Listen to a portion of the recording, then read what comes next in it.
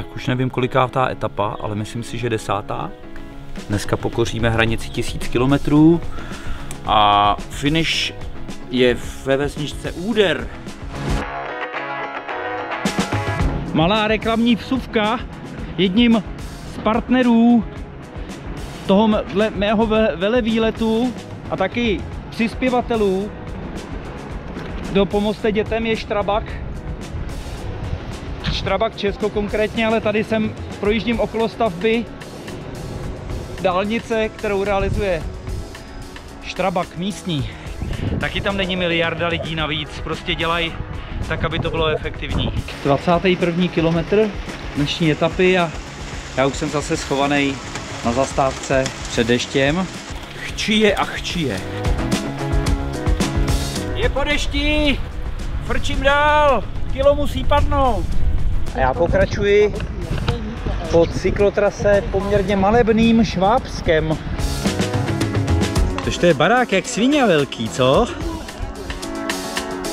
Tady další fanoušky, obdivovatele, diví se, že tam nemám žádný motor. Ich habe gerade den Miroslav kennengelernt. Ich bin nur begeistert, wie der das alles hinkriegt.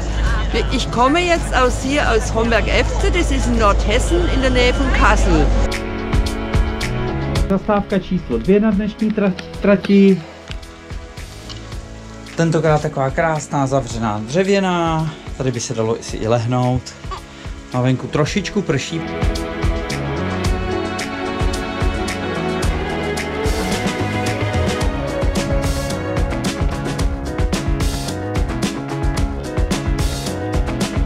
Ahoj.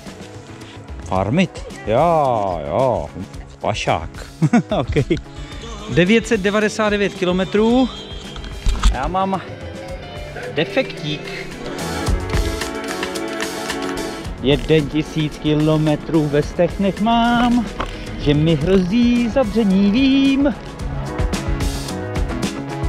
Právě tady kdesi na lavičce na cyklostezce máme ujetých 1000 km a tenhle ten blázen, co tady běhá s tou kamerou, tak ten to má ujetý tím autem a tak. 1000! Tomáš, musíš povalejš, já tě nedu. On tam dřív doběhne, než já tam dojedu. Ty vole, nedělej si ze mě prdel, vole.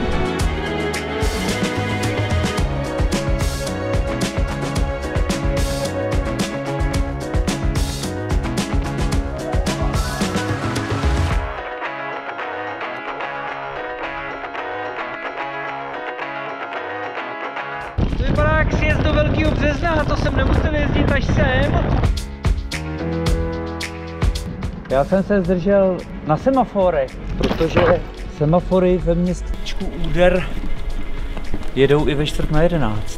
Já nevím, kdo nám vymýšlí ty tratě, že nám ten závěr vždycky dává do kopců, ten by se měl polepšit. Ale teď ten 5kilometrový sjezd do cíle byl jako takovej perfektní. Takže skvělý, máme další kilko a relativně dobrý čas na to, aby jsme se pěkně vyspali a vymysleli, co zítra.